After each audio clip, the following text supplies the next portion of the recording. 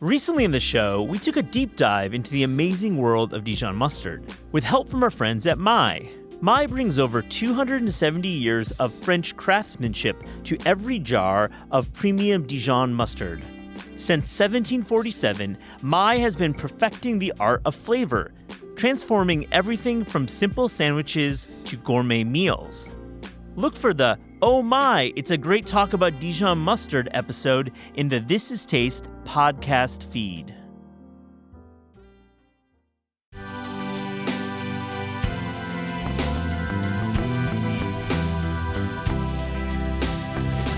My favorite call of all time was when I called Dave Chang. Dave said, no. Dave, you actually can't say no. He's like, I don't deserve this. There are so many other people who deserve this more than I do. I can't accept it. And I'm like, Dave, actually, you don't have the choice. You can't sort of punt it. You can't give it to somebody else. This is Taste. I'm your host, Matt Rodbard. It was incredible to sit down with Dana Cowin, a creative force and an important figure in the history of food media. Dana served as the editor-in-chief of Food and Wine for over 2 decades and is the founder of The Progressive Hedonist, an organization that looks to find joy in purposeful action. On this episode, we go back to hear about the early days of Food and Wine and how Dana had a vision for placing chefs at the center of a magazine's coverage. We talk about the magazine's transition from print to digital and what she finds interesting in the world of cooking and restaurants today. I hope you enjoy this episode.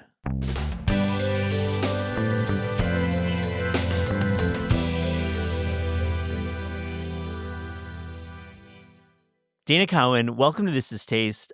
I'm so excited to have you in the studio. I am so excited to be with you. This is going to be an amazing conversation, and I just have to say I have such respect for your work. I've been following your career as a young editor. I saw what you were doing at Food and Wine, and it was like definitely a gold standard. Drove me to do what I do. So thank you for doing that. And then post Food and Wine, you've had an incredible career with podcasting and your new company, Progressive Hedonist. I feel like it's amazing to talk to you. And podcaster to podcaster, editor to editor, food person to food person, I could not be more happy to be in this conversation. I want to really get into working at Food and Wine, leading Food and Wine. But before that, what was your editorial background before you joined Food and Wine? I actually don't know. I know you as the editor-in-chief of Food and Wine, but there was probably a career before that. There was indeed. I got into magazines. It was the very first job I had after college. I was an editorial assistant at Vogue magazine. Can you give us a year? 1982. Okay. I loved it. I loved being an editorial assistant. I was the third assistant to the features editor. So you can imagine how long ago this was. First of all, people had one assistant, but they actually had 3. And the person I worked for went by Mr. So Mr. Lerman was just the most remarkable human being. He came to work every day in a full suit, and he always had a purple shirt and a purple tie and purple socks and wrote with a purple pen and knew everybody. He was at the white-hot center of the creative world. So Glenn Close would call on the phone. Anyone who was anyone would call on the phone, and I would get to pick up, and I would get to hang up and say, you can't believe who I just spoke to today. But it gave me a better education than I got in college for every aspect of the creative arts. So I started at Vogue. I went to House and Gardens. My first love was houses. And I got this gigantic leap to be managing editor. So I was managing people and production, which, anyone who knew me from the 21 years at Food and Wine would be like, you managed people, production, and money. That people maybe, production and money, never. Okay. Yeah. But I mean, you formed this understanding of the business by leaping from EA to managing editor. And I worked at magazines in the early 2000s, a very different time. And the ME was somebody who really ran the budget, the schedule, bad cop. Yeah. Bad cop a little. I was was a pretty good cop because it was Condé Nast. And so I was trying to keep us on budget, but, the budgets were pretty good. Was there even a budget? There was. I remember trying to push a very famous photographer to reduce his video rental fees in hotels. And I look back at that, I'm like, oh my gosh, I was, trying to save $10 for Toscani. I mean, it was not. You were doing your job. Yeah, exactly. Not the best use of his time or mine. During that time, the editor-in-chief, Nancy Novogratz, gave me tremendous latitude to assign and write articles, which is what I really wanted to do. And so I had a fantastic grounding because of Nancy's generosity and because of Mr. Lerman's education in the ways of both creating editorial, the writing, but also what makes a story, what's of interest to the audience, how to think about the audience first. And the lessons from both of those publications were really around lifestyle. How does this publication fit into somebody's life? How does it make it better?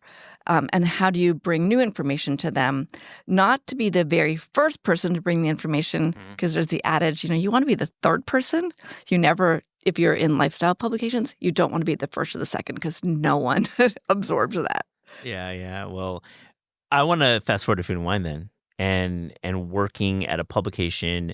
And when you joined, food was not lifestyle, and food was still very much getting dinner on the table. It was an afterthought to many people. Not to gender this conversation, but many men at the time didn't think about food as sport, and now, of course, dining is sport. But you were there during this rapid transformation of food culture. And I give you a lot of credit personally. You personally, Dana, for bringing the chef, the celebrity chef. You really are. You could probably put it in a small room. The people who really made the celebrity chef happen is Food and Wine and Food Network. Mm-hmm. Bon Appetit. Started the same year. Yeah, started the same. So I started the same year as Food Network launched. You started at Food and Wine, so this was an incredible time, very early days.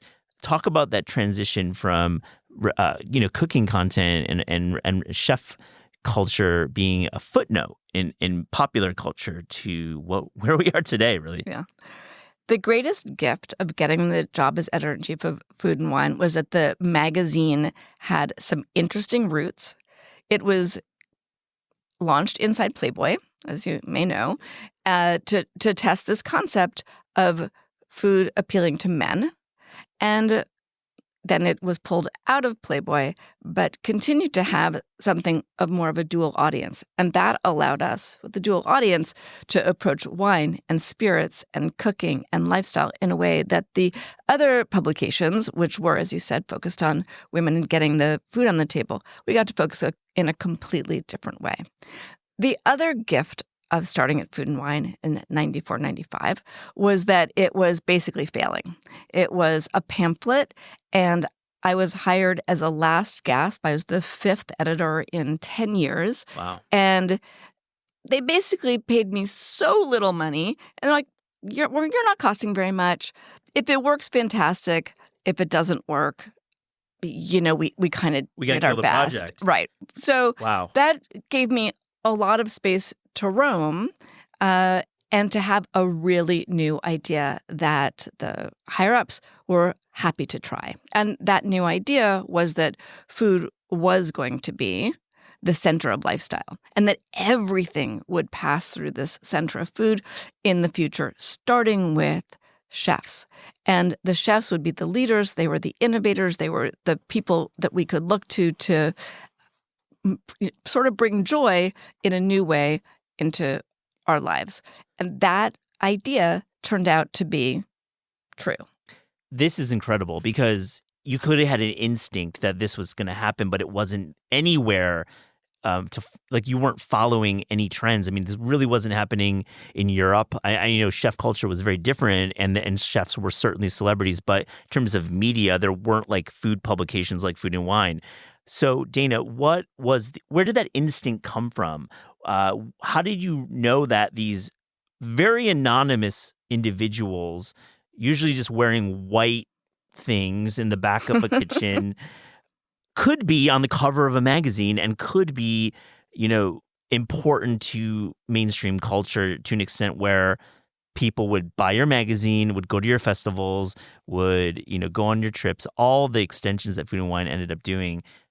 Where did that instinct come from? It has a very small starting place, and that was with The Decorator.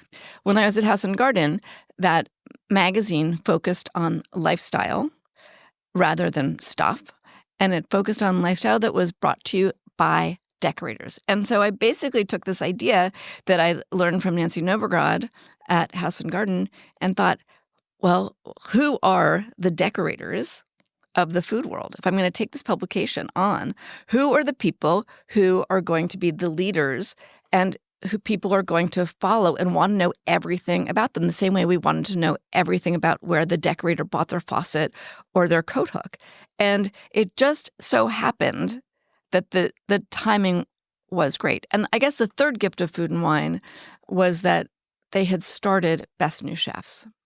And so when I looked at that and I thought about, we had done, top 10 decorators at House and Garden.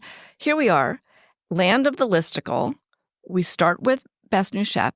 It already exists. I'm like, this is a place to focus because it gave us an excuse to get all over the country.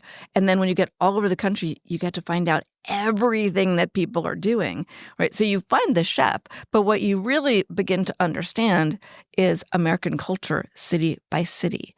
And so building from this quite low base about what are Best New Chefs, it became the foundation of information gathering as well as being able to highlight these incredible individuals who hadn't been as recognized as they deserved. I have to ask you, you're interviewing decorators. Decorators are put on a podium at Shelter Magazine.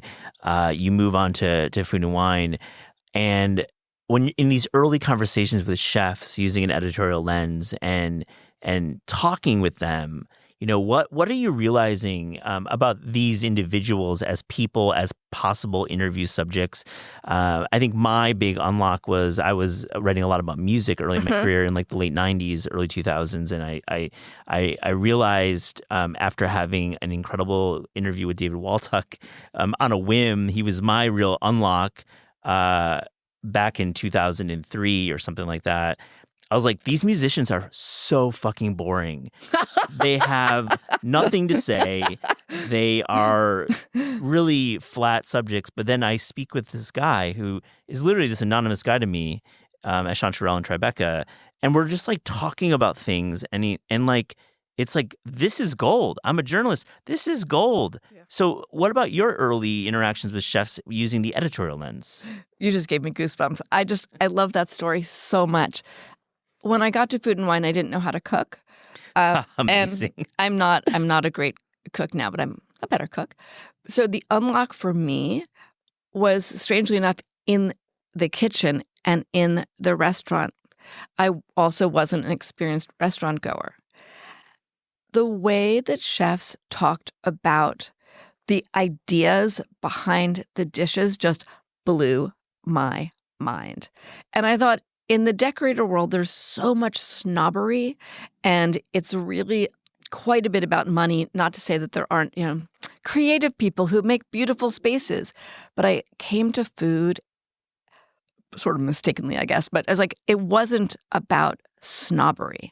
It was about this very deep, visceral connection that people had and the creativity that they applied. And I fell so hard in love with the stories behind the food and then the explosion of taste and flavor, this fireworks of the thoughts in addition to the taste. It was really such a beautiful thing. And then going in the test kitchen, we had an incredible team in the test kitchen who could take these recipes. At that point, it was recipe developers, some cookbook authors, and a smattering of chefs. Mm-hmm. But watching them transform the chefs' uncookable recipes and make them into something that a home cook could make, every single day, I felt this excitement about what we were able to do in terms of translation and what we would afford the home cook to be able to do. It's beautiful to hear about the real genesis of Food and Wine and really food media as we know it today. This is really, listener, the birth of modern food media that Dana's talking about. This is history that we're talking about. I have observations from what you said. You talk to a restaurant chef, even at the highest level, there is certainly a level of humanity there, where it's a work, it's a trade, and we write about it, we glamorize it, the cooking and the chef, but really it's a trade. And when you speak with chefs who are running a busy kitchen, it's all about their guys in the back and their gals in the back of the house, and who is making it happen. So there's that. But then on the other side is like the artistic endeavor of it. And when I entered my career in food writing, seeing a restaurant kitchen actually work. And seeing what went into just saucing, just seeing stock being made, and the the mise en place and like the prep. If you go into a kitchen at 9 a.m. and you see a team of 10 people working towards this big event. At that time, 95 for you, early 2000s for me, it's like I didn't know about that stuff, and really. I think we've done a great job in food media to really bring that education to our listeners and to our audience. But at that time, I felt that, we share this ethic. Like, it was incredible to stumble into this world. Incredible. One of the things I would say from the perspective of looking back, that was a flaw in the coverage that's been corrected, is what I fell in love with was a lot of the intellectual efforts and the skill and the execution. But there was usually a single person who was out in front taking responsibility for that. And indeed, perhaps many of the ideas did come from that person. But what is beautiful about the best chefs is the way that it is a team and it is a symphony. Like, there's just, that's a horrible metaphor, but you know what I mean. We'll keep it. Yuck. Keep it. It works. We're keeping it here. Yuck. Anyway, it's is how the chefs become an organism, right? A multi-cell organism, everybody feeding off each other to create something extraordinary, to create the experience. It's back of the house, it's front of the house, it's the design thought that went into it. And all of those elements are part of what makes dining so exciting. And over time, Food and Wine began looking at every single aspect of it, whereas when we began talking about it, we were really about who's that person in front? And then the question is, wow, what's everybody else doing? Like, how do we get this whole experience? Yeah. And speaking... I'm Nomi Fry. I'm Vincent Cunningham. I'm Alex Schwartz, and we are Critics at Large, a podcast from The New Yorker. Guys, what do we do on the show every week? We look into the startling maw of our culture and try to figure something out. That's right. We take something that's going on in the culture now. Maybe it's a movie, maybe it's a book, maybe it's just kind of a trend. And we expand it across culture as kind of a pattern or a template. Join us on Critics at Large from The New Yorker. New episodes drop every Thursday. Follow wherever you get your podcasts. Speaking about the person at the front or at the top of the masthead of a restaurant is the Best New Chefs program. Now, I think everyone who works in media has their awards, has their lists. It's a really easy way to write about a lot of things that you want to write about. What's remarkable about Best New Chefs, the program that you really fostered and grew, is that, and I've said it on the show with many Best New Chef winners. To me, the beards are where they're at. They're the number one. That's what we got. But like Best New Chef is definitely 1B. For me, it's an important distinction over history if you're a Best New Chef. And I think the work that you did, but of course with your longtime colleague, Kate Crater, and then in more modern times, Kush Bouchard and Raphael Brion, currently the restaurant editor at Food and Wine, the work that went into identifying these individuals and the scrutiny is really important to note, because this means something to the industry that we speak to on the show. I love that Best New Chef program, and Kate Crater lived it heart and soul. At the time, so 20 years of it, the whole team went and traveled. Kushbu traveled herself, Raphael himself. Though the burden and the joy of that is hard for me to imagine. But during Kate Crater's time, where she really spearheaded Best New Chefs, it was amazing to see the people that she could find who were, in malls, in unexpected places in the country. It's not just L.A., New York. I mean, L.A. wasn't a food city for so long. So definitely it's not. not Well even documented LA, on the show. But Chicago, Boston. And also being able to see America through the lens of where is talent popping up, and it gives you such an interesting view into the country.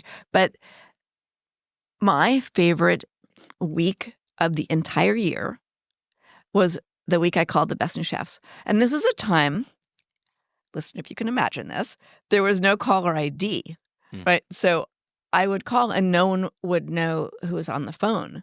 There wasn't a phone number that doesn't say New York City. And I would call and ask there were people who actually answered the phones. Another difference. A real relic. At a restaurant, answering the phones, can't really talk to people at restaurants these days. No, you can't. So I have to ask Khushbu how, or Raphael, how they do that now. But, I would get someone on the phone and the reactions were what I lived for, because people in the industry had a sense of when Best New Chef would be, when that call would be made. And my favorite call of all time was when I called Dave Chang. And Dave said, no. I'm like, what do you mean? Dave, you actually can't say no. He's like, I don't deserve this. There are so many other people who deserve this more than I do. I can't accept it. And I'm like, Dave, actually, you don't have the choice. You can't sort of punt it. You can't give it to somebody else to be Best New Chef. And I wore him down, of course, and he became a Food and Wine Best New Chef. Most calls were not like that. Most calls were screams in the parking lot. And I would say, so where are you? Where have I got you? I'm at the bank. I'm at the laundry. I'm in the car. I have to pull over. And people would be just tears of joy, but I can't drive. And then some people were much more buttoned up, and I wouldn't find out until we got everybody together, and then you would hear the stories of when they first got the news. And also how long it had been in their hearts and their minds. Gavin Kaysen, chef from Minneapolis, he had torn out a cover of Food and Wine and kept it and said, I'm going to be a Best New Chef one day. And he gave me, years later, that framed, because that was what he was aiming for. And then I loved meeting the parents. I just have a soft spot for parents.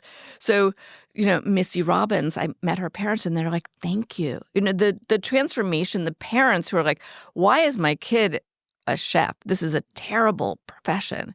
And then they win this award, and I'm sure they've understood before the kids get an award, but this is game-changing. Thank you. Or the chefs who were, their businesses were really on the edge, as so many businesses are. This does not make them the exception. It makes them the rule.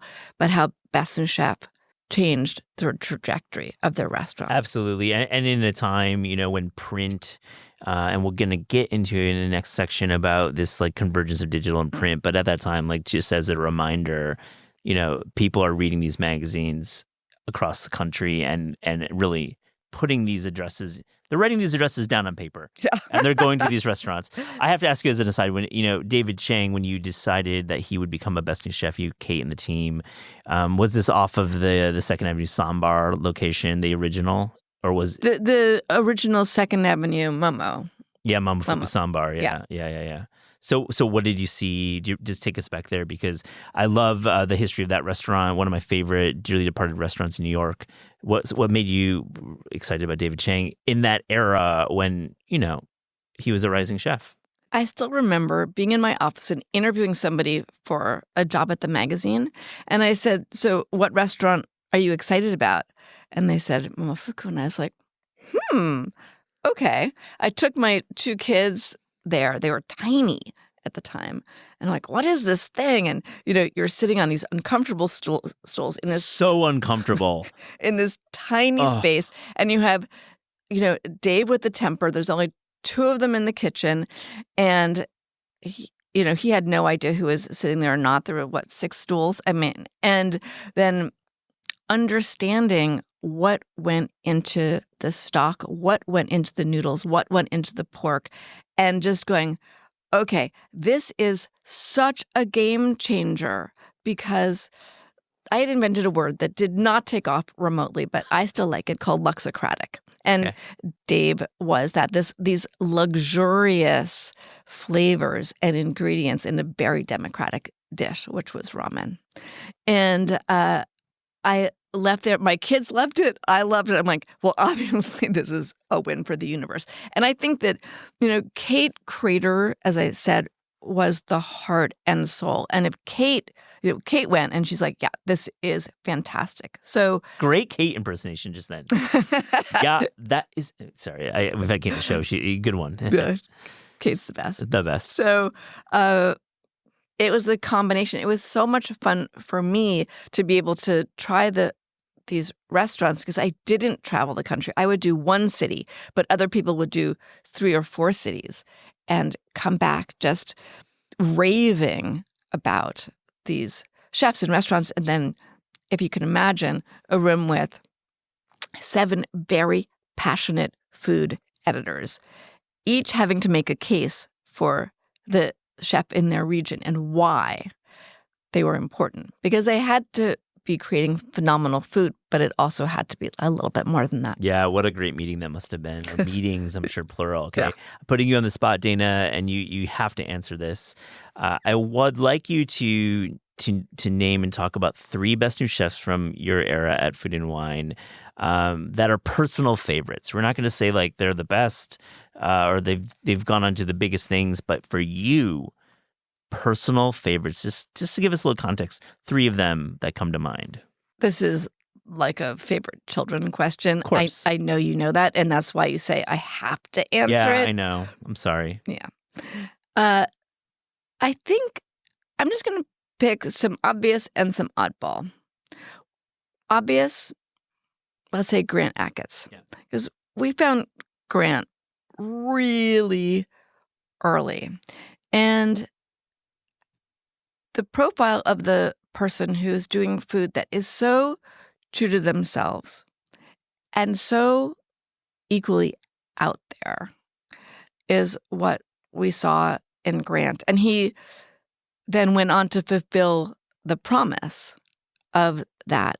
As a reminder, at Alinea in Chicago. Sorry. That's the restaurant. For anyone Yeah. who doesn't know who Grant Achatz is, and of Yeah. course you're going to know because there's a limited series going to be on like Apple or Netflix about his life, a fiction, a drama. So, anyways, And he's had such an extraordinary life, dealing with tongue cancer and surviving that, and continuing to just push and innovate and invent. Because I think with Grant, we see that there is no edge in the world of food. There is no stopping you with creativity if you take science and food and infinite curiosity. And so he's one of my favorites, also partly emblematic. Mhm. Another best new chef, which is a completely different mold, is Suzanne Cowin. Now, Suzanne, it was very early at AOC. And what I loved then and what I continue to love about Suzanne is that she's cooking. She's cooking delicious food. She has a partner, Caroline Stein, who's extraordinary. The 2 of them have made a business of being true to themselves and just their persistence.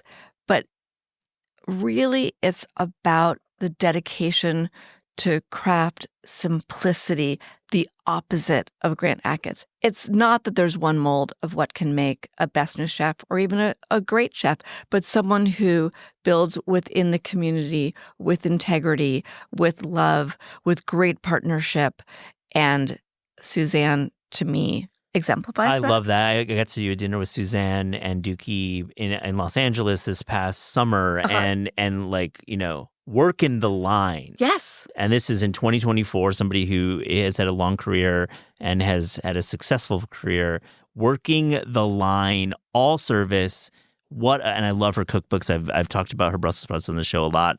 Suzanne will be on the show at some point, but great call and really this is like Italian cooking that has a real simplicity to it. Of course, you say that word, but it really is technically sound and so delicious. So delicious. She's in the green market every day. As all those chefs in LA, my heart breaks for that community. And I don't know where this will lead, but you go to the Santa Monica Farmers Market and you see all the chefs.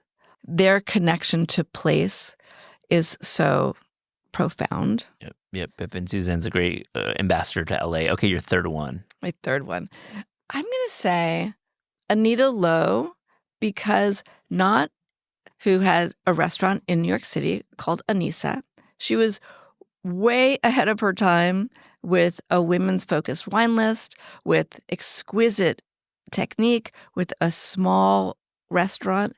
And I want to shout out Anita as emblematic of something else completely, which is that we have this expectation of chefs that they will go on forever. They will be either on the line, running a restaurant. They will be empire builders. And I believe there should be a place for someone, number one, who understands that they've made the perfect restaurant and they don't have to go on forever. And Anita is an example of that. The chawanmushi that she made at Anissa, one of the most delicious dishes, most memorable dishes, because it's something that I hadn't had before. Obviously, many people in cultures where that's classic would have had it. But the idea of going to this little place in the West Village and having your eyes opened and the hospitality and the wine list and understanding so deeply how those things went together and her pure philosophy. I mean, and the alumni who came out of the kitchen too. We had Suzanne Cups on recently, and she worked there for like 8 years, and just from all accounts, a mentor to chefs who now run restaurants around the world. And I love that you brought up Anissa. I think Anita's been on the show previously, and we've talked about her cookbooks, but a great reminder. Let me transition and talk about something I hinted at earlier. You're at Food and Wine 95, definitively a print publication with events. It's a business model that really works well at that time. The internet really changes things in 2003, 4, and then it really changes things in 2010 with social media. You're leading this publication during a great change in media, not easy. And I think it should be very clear that it was a very challenging time to go from these really heady days with money coming in from all sources to not. I'd like to get a sense of like reflecting on that transition until you left and how you handled it. And, you clearly did a lot right. You probably did some things wrong, or in hindsight, you maybe second guess yourself. Talk about the way Food and Wine changed with digital age. So when I got to Food and Wine, it actually was just a magazine. And I worked 7 days a week, and I worked till midnight. And I made the team do the same. Like, we really wanted to make this one magazine work. And I look back at the end, so, 2016, and it's such a joke because at that point, the brand DNA was spread across so many different ways of communicating, from events to books to digital. I believe that I had all the good years. So you talk about it being really hard. I didn't really see it that way.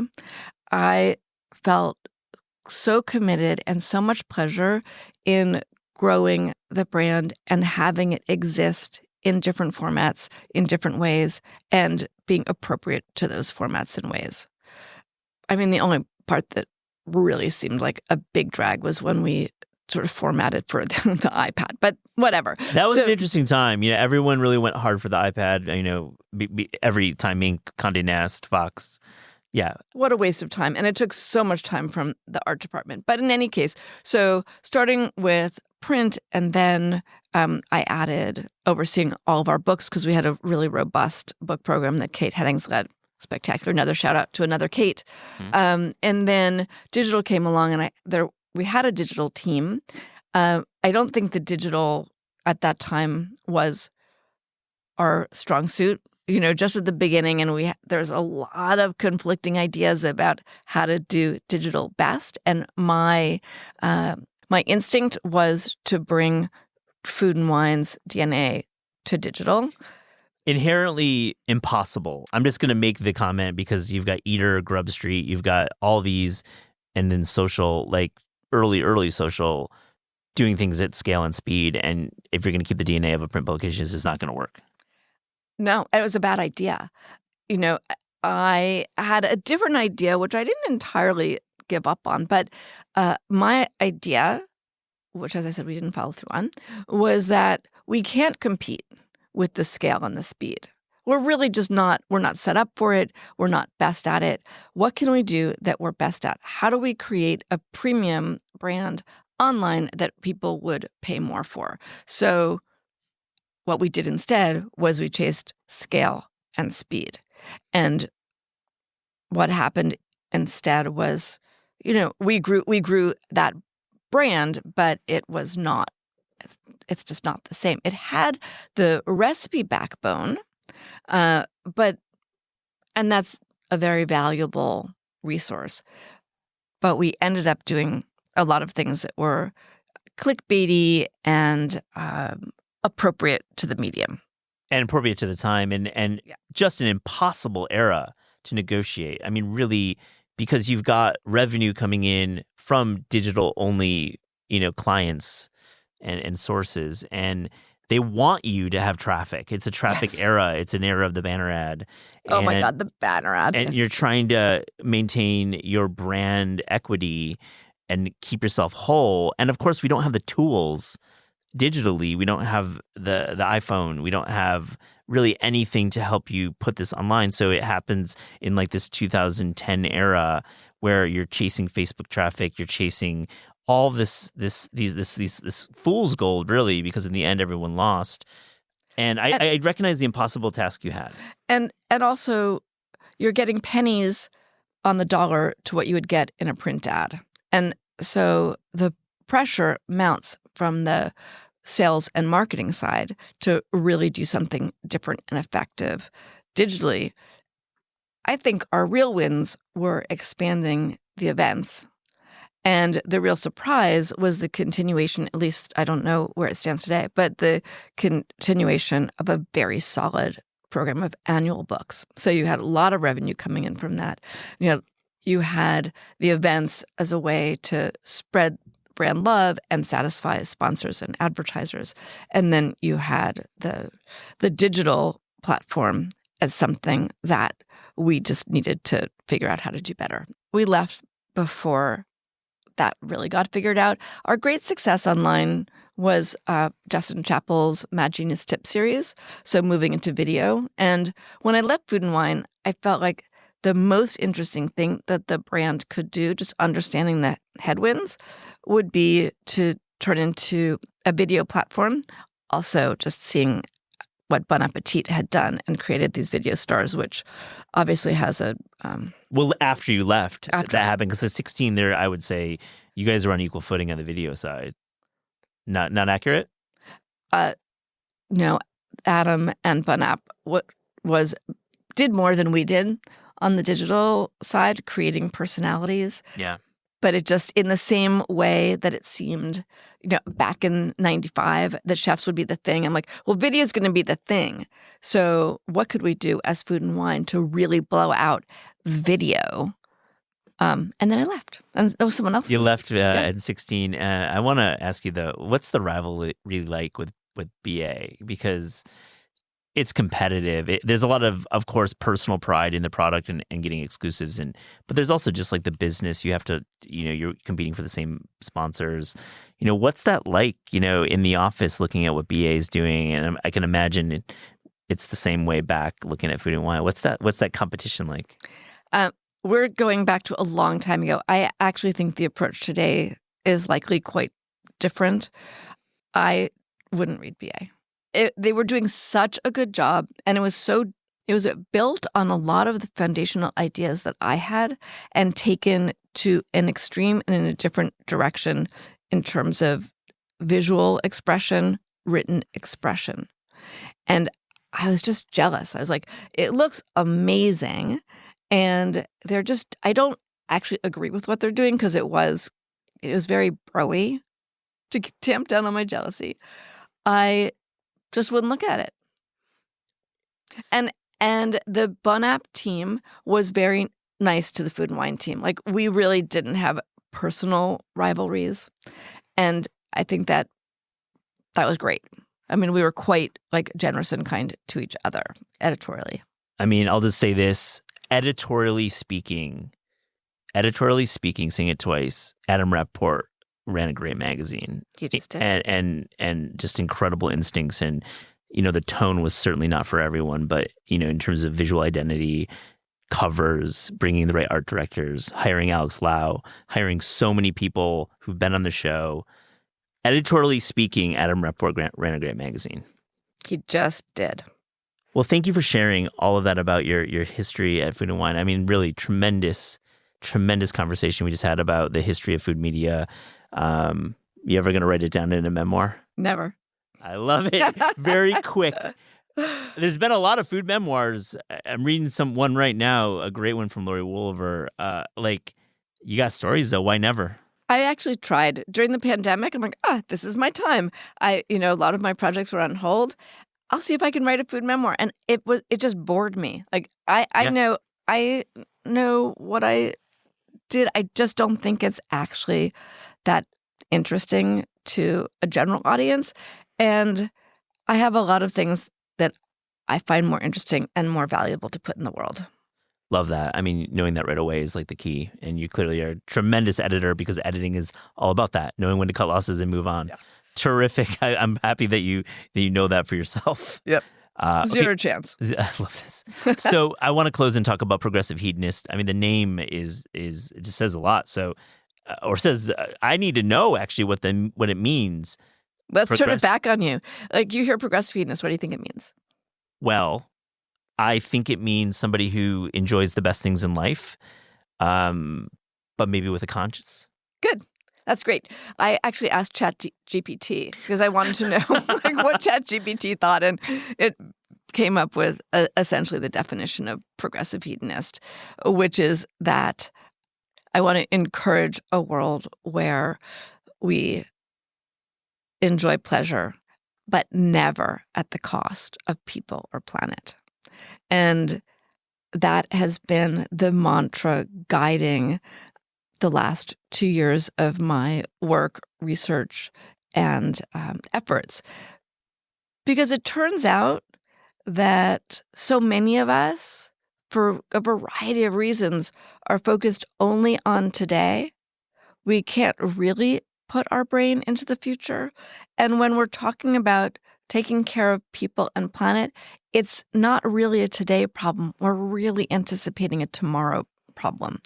And so trying to put these two ideas together and share them through events and editorial has been my mission.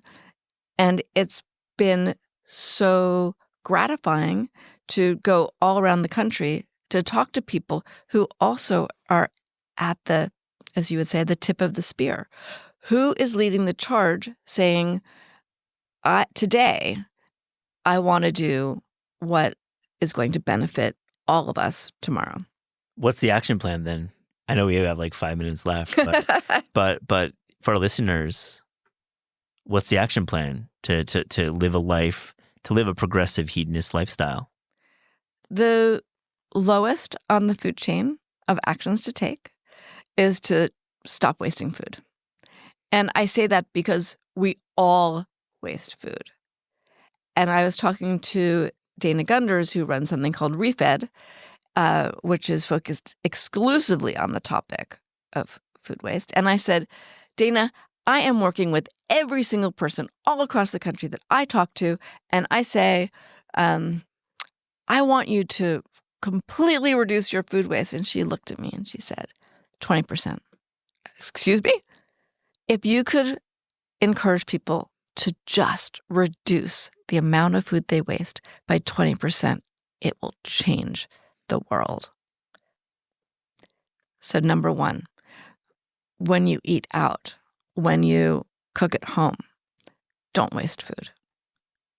The second thing that I encourage everybody to do is to gather.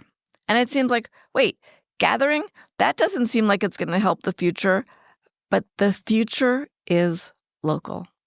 The future is local everything. So the future is local food, it's local energy, it's local money, and it is really knowing and caring deeply for the people around you. Where you live, where like you rest your head every night, we'll call that local. Yep. The people within your radius, your block, or your few miles. Or even your building. Your building. Figure out what your radius is, what is local to you. Local food, local money, local energy might be wider than that.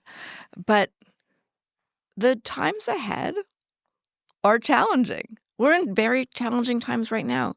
These relationships that we build and strengthen and support through sharing food are the relationships that are going to uplift us, not just get us through, but uplift us. So the events that I've been doing around the country are potlucks, and they're called Potlucks for the Planet. And there's a gathering guide if people want to go to my website.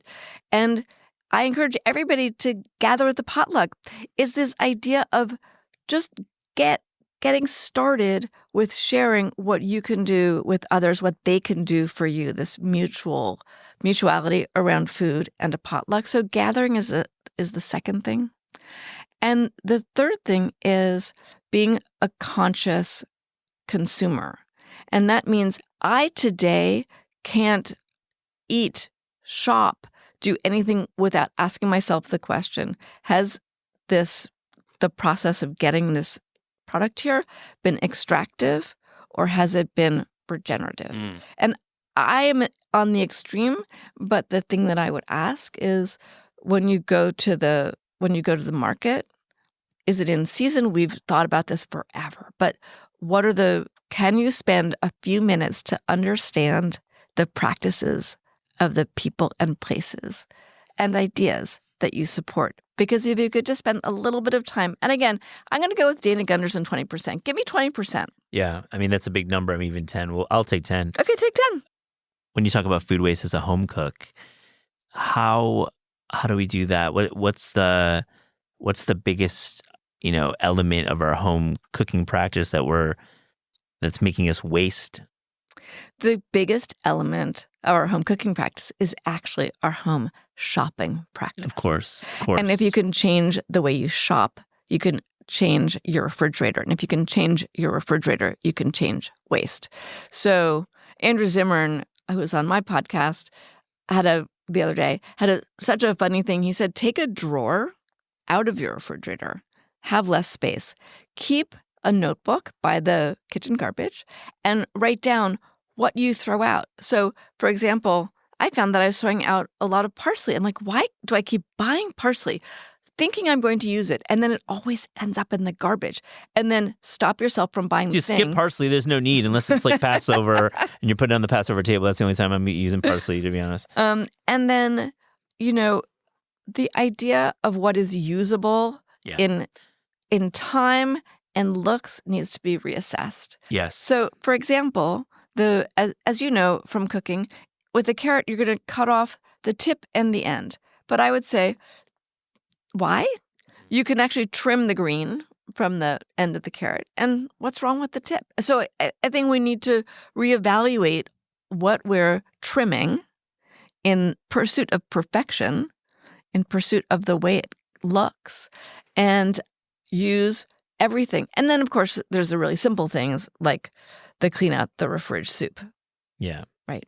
Yeah, cook with what you have. Cook with it. Let it stretch. And of course, if on the economic side, if you shop smarter, buy less, you're going to save money. So there's obviously an economic advantage. I love the money saving part of it. I have really reduced my grocery bill by doing what you just said, which is instead of cooking what I want, cooking with what I have, and never allowing the phrase, "Oh my God, I don't have anything to make tonight," when I have a full pantry. Yeah, banished from my life. And a full freezer and a full vegetable drawer. Exactly. What a great convo. I mean, you're going to come back. I'm so ready to come back. We're going to do this again, and we're going to get some more updates. On This Is Taste, we ask guests about their discerning taste. So to close this interview, here's a little rapid-fire, fast and furious taste check. Dana, are you ready? I'm so ready. The best fruit. Apples. When, where, what kind? Tell me more.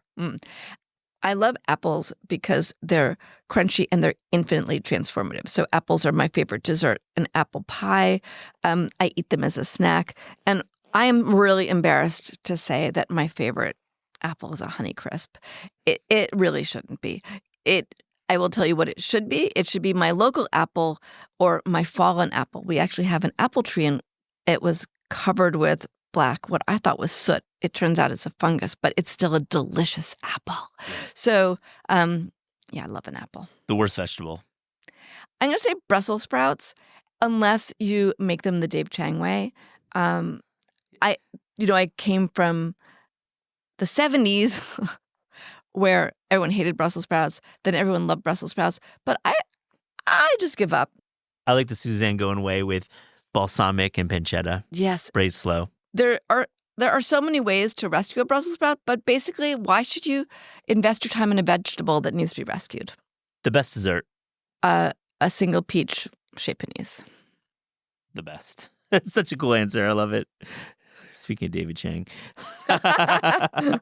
I love it. Your favorite city outside America to visit for food? Boring, but Paris. Not boring. A very good answer. I love this question for you. A restaurant you wish you could bring back from the dead. Oh my God, La Caravelle. And in fact, I did bring it back from the dead. I love this. First time we've ever heard this. That's such a great flex, and I love it. I was at Chef's Club for 1 year after Food and Wine. Oh, yeah. And we reached out to Rita Chamay and said, let's bring it back. She had everything in storage. The plates. We brought back the maitre d'.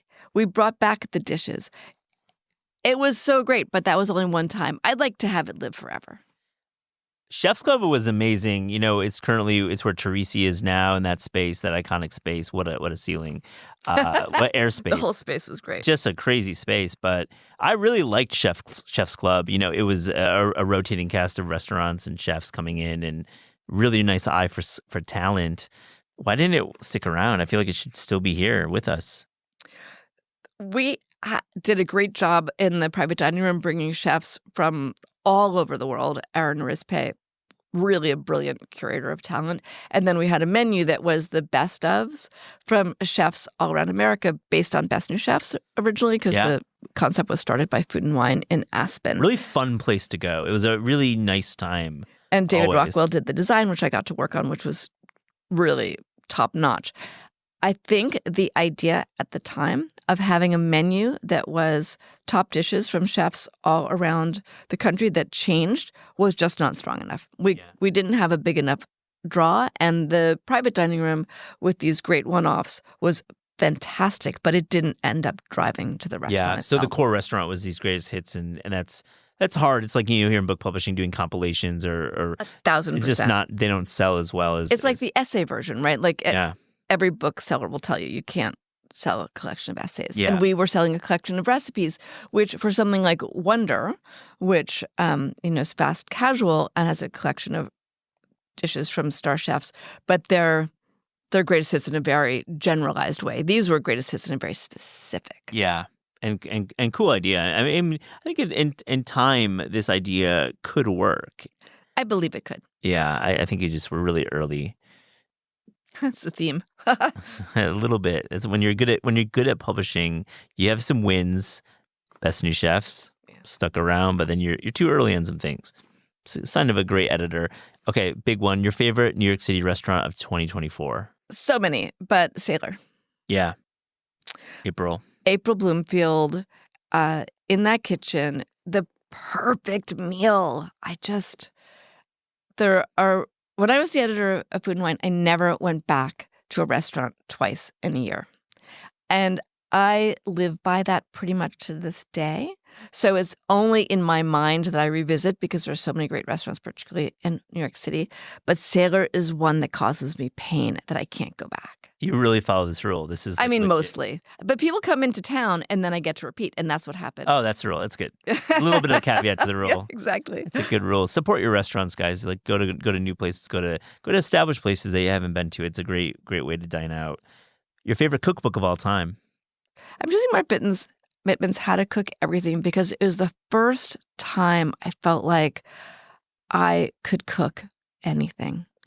And that was such a great foundation. It's not that the recipes were unique. It's not that it had so much character. It was that was the cookbook that helped me cross over. So favorite, just in my personal story of going from someone who is really scared of and not interested in cooking to someone who's like, of course, what do you want me to make you? There's a recipe for that in this book. What a pioneer in formatting, in the formats of recipe writing. He tried some things that did not work, but for the most part, Mark's ability to make a cookbook accessible to many people and just the clarity of the voice there. Much credit to Mark Bittman. I love that you brought that up. Yeah. I mean, there's just so many cookbooks that have unique perspectives, and I read them, in bed, or I cook one recipe. But I think one of the things that's interesting about a cookbook that makes a difference is when you cook more than 2 or 3 recipes. Absolutely. Great point there. Last one, your favorite sandwich? Peanut butter and jelly. Take me through your peanut butter and jelly. I like a really dumb peanut butter and jelly. I'd like it on whole wheat toast. Toast, very important. Very cool. Mm-hmm. And so that the bread is warm, and then the peanut butter is crunchy, and it melts. And then like a very chunky jam. So you got the 2 chunky things. They're actually warm. They actually kind of blend, and they're really satisfying. You might have sold me on chunky with this prep. I love this. Oh yeah. What's the peanut butter choice? Make it, grind it yourself. You're doing that. Okay. I like knowing what's in my peanut butter. I don't like stabilizers. Yeah. You've really sold me on the crunchy peanut butter and jelly sandwich. Oh yeah. The jam also has to be chunky, because that way you actually feel like you're eating 2 whole foods rather than you're eating just 2 slimes that come together between. Agree. And you're putting a lot of jam on there. Yeah. I do love a sandwich. I mean, grilled cheese, second. Number 2 is grilled cheese. Number 2. Dana Cowin, what a cool conversation. I really love this. Thank you so much for joining This Is Taste. Thank you for inviting me to be on This Is Taste.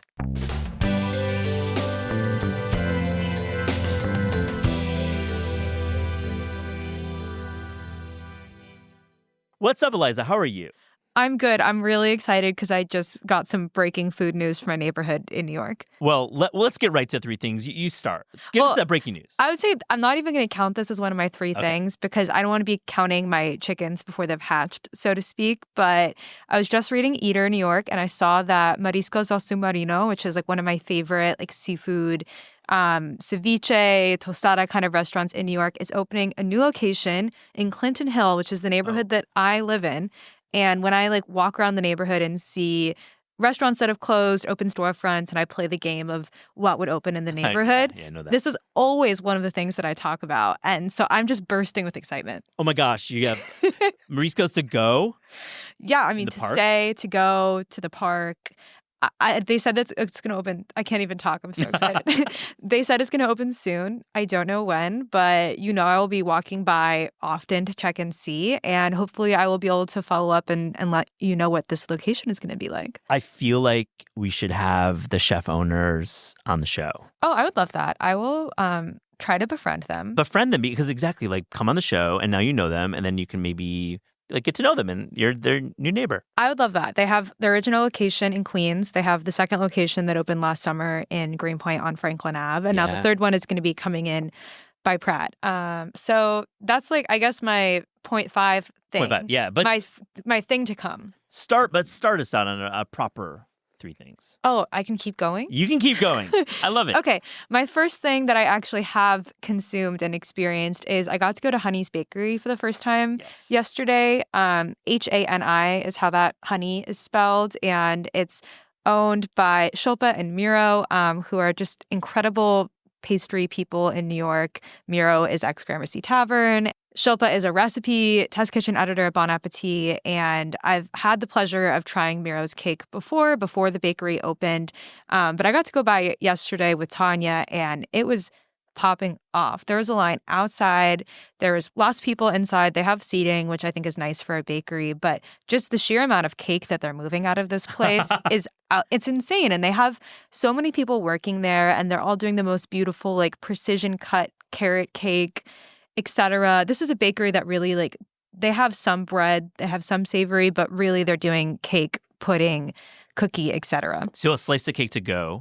Yes. Well, we had many things because we met up with Shilpa and she very kindly loaded us up. But I think some of my favorites, one of them was the pistachio halva Rice Krispie that they're doing. Wow. Which I've never had halva in a Rice Krispie before, but I think that kind of short, crumbly texture works really well. Yeah. They're doing a smoked salmon focaccia that's their take on a bagel with lox, basically. It's this really beautiful kind of everything bagel seasoned focaccia with a little bit of cream cheese and the salmon on top. That was really good, especially if you need something savory. Also, the carrot cake. I really love carrot cake. Me too. There's this beautiful, it's like a layer cake in a way that I haven't really seen carrot cake done before. These beautiful kind of perfect rectangles. And when we were there, people were buying whole cakes and taking them to go. It really just seems like it's become a huge part of this already flourishing pastry neighborhood in downtown New York area. Yeah. So big fan. I can't wait to visit. And our shared love of carrot cake, this is new to me. I mean, was it cream cheese frosting? Of course it was cream cheese frosting. Yeah. It had a little dollop of what I think is carrot puree on the very top of it. It was not too sweet. It had a nice bite of the carrot. Everything that I had really, I thought was so well done. And it's also cool because if you want to go to Libre or Le Cabra or From Lucy, there's a lot of other baked goods around there. So you could do a little crawl. What's your first thing, Matt? My first thing is a novel that is out this week. And I am so excited to talk about it now. I'm excited to have the author on the show. We publish it here at Crown. And it's called Deep Cuts by Holly Brickley. Everything about it is extremely my shit, I must say. It is a book that is based around a Berkeley student in the year 2000 who loves music deeply, writes about it, knows song structure, but is not a musician, has no musical skills. This is me, Eliza. Yeah. I mean, not really me. I don't have that much. I mean, it's an incredible character, and I certainly don't have the knowledge. But really, I was in college at that time. I wrote about music when I first moved to New York. And this story, follows the narrator in this kind of relationship, this creative relationship with a musician named Joe. They meet at a bar, they become friends, and the narrator helps Joe write a song. And throughout the novel, this song becomes important, and Joe's career grows and expands. And the way that Holly is able to weave in both older music and contemporary music of the time. And it really, the deep cuts is really about the idea of deep cuts, how albums have singles, but then they have deep cuts. And I just love the writing about this song from the Shins 2001 album, the song Weird Divide, which I think is a true deep cut. What an incredible, it's the third track on the album.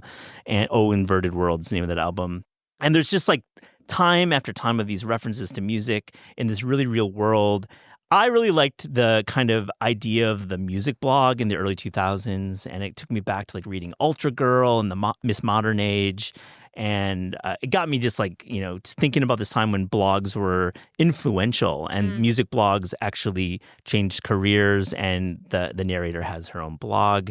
And Holly's going to be on the show, and we're going to talk about some of her inspiration, and we'll get some food stuff in there too. But I just love this book. It's so readable. It's so enjoyable. It's called Deep Cuts by Holly Brickley. Wow, I can't wait to read it, and I hope that you guys make a little playlist go along with that episode when she comes on. We're going to do that. That's such a great idea. I love that. We're definitely going to do a playlist. I feel like I've already messaged with her about the book because I was loving it so much, but we got to do the collaborative playlist. Yes. That. Great. What's your next thing? My next thing is that I went to a newer bar downtown over the weekend called Funny Bar. Have you heard about this bar? Funny Bar? Yes. Wow, I've not heard of it, but that name is ungoogleable. It is a very funny bar, actually. Okay, do tell more. It's on Essex.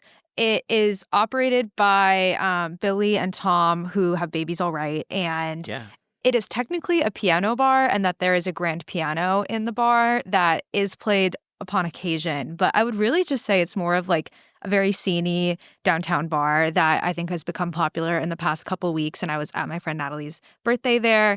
You walk in and there's a front room where there's kind of like a ad hoc coat check situation going on with somebody working it. Then there's the bar, and then there's just this giant room. It's a huge space, and there's just banquet tables and booths with white tablecloths and paper on top of it. And I'm pretty sure the only food on the menu is steak frite.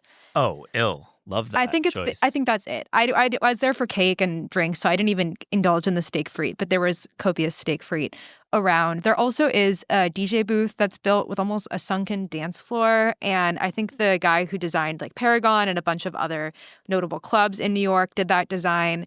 It just is.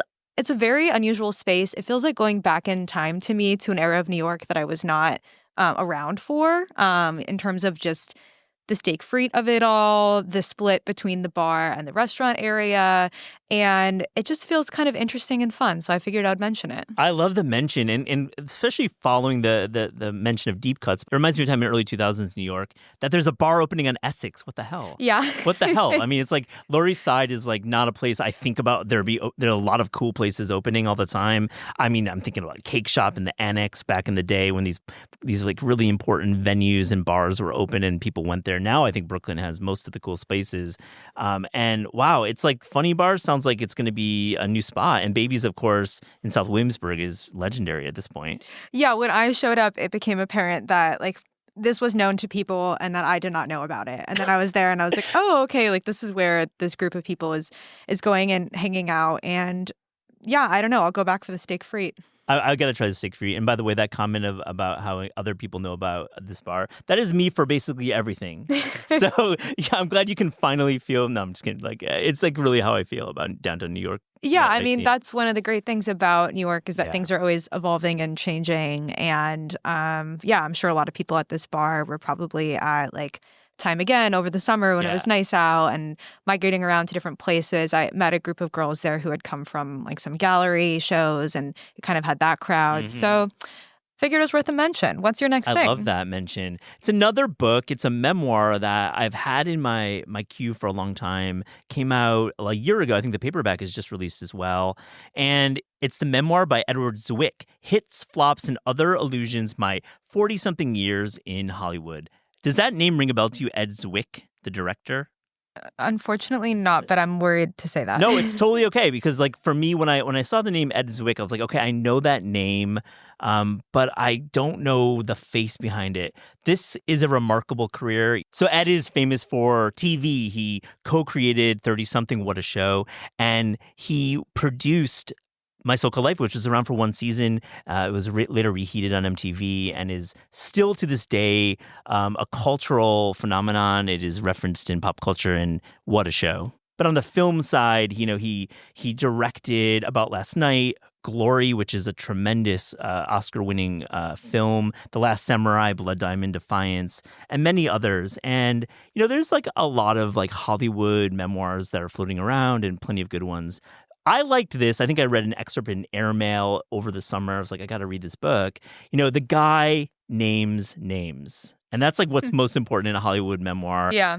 He has thoughts about Julia Roberts when he was producing Shakespeare in Love. Julia Roberts, of course, did not star in that film, and we get the story behind it. Doesn't play so well in Julia Roberts. Talks about Matthew Broderick having, I would say, a very nervy introduction to him and having his mother be part of the negotiation about many parts of the film.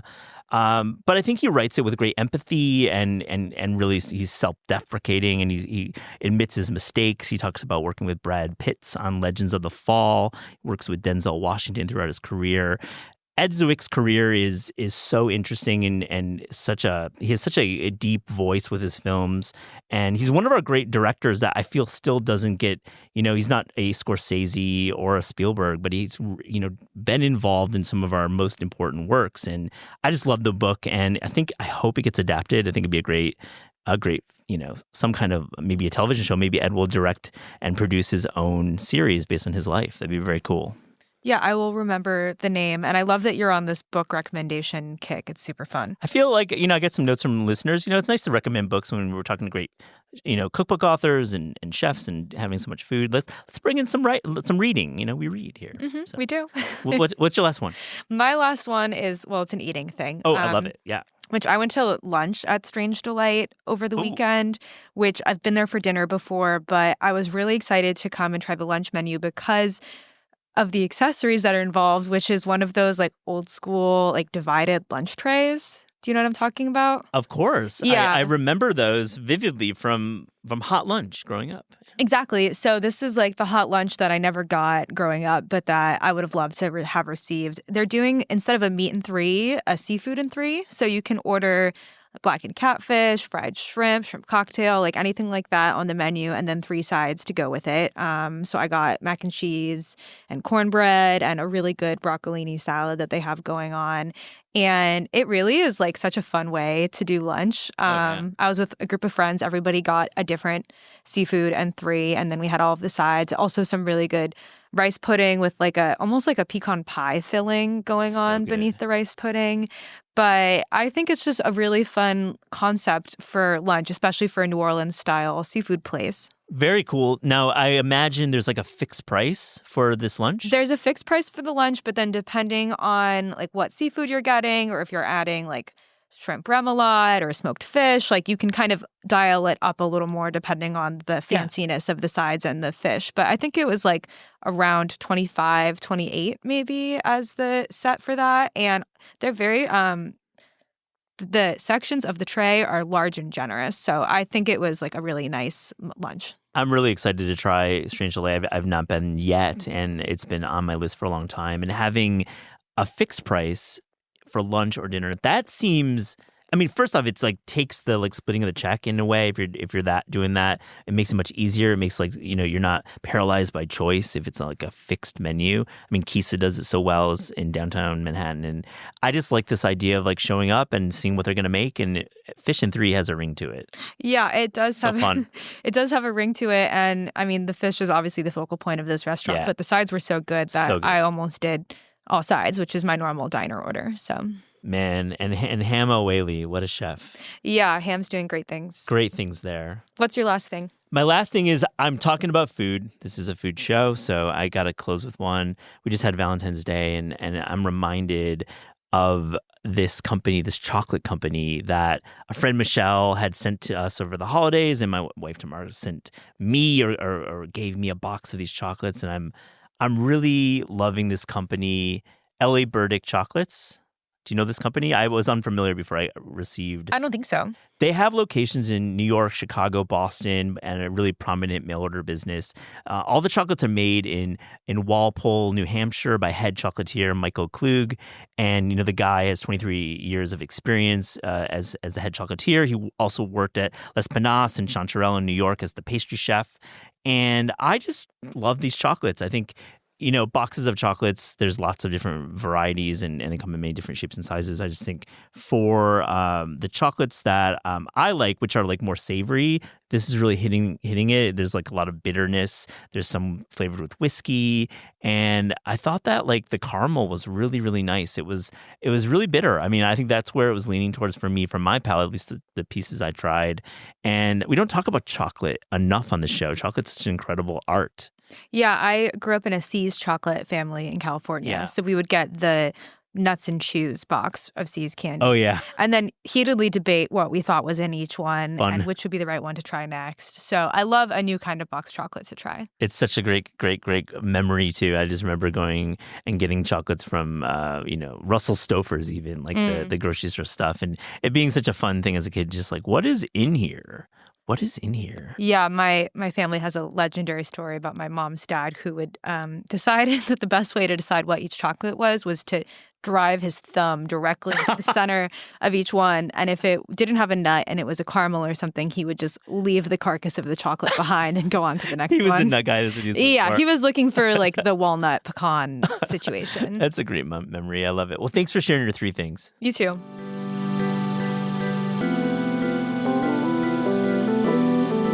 This is Taste is hosted and produced by Eliza Barbanel and me, Matt Rodbard. The show is edited by lead producer Clayton Gumbert and supervised by Pat Stango, Director of Media Production and Development at Penguin Random House. Thanks to Shalia Harris and the production team at Penguin Random House. Theme music by Steve Rydell. Logo and guest illustrations by Ellie Skurzat. Visit Taste online at tastecooking.com and make sure to subscribe to our newsletter to keep updated on all cool things in the world of taste.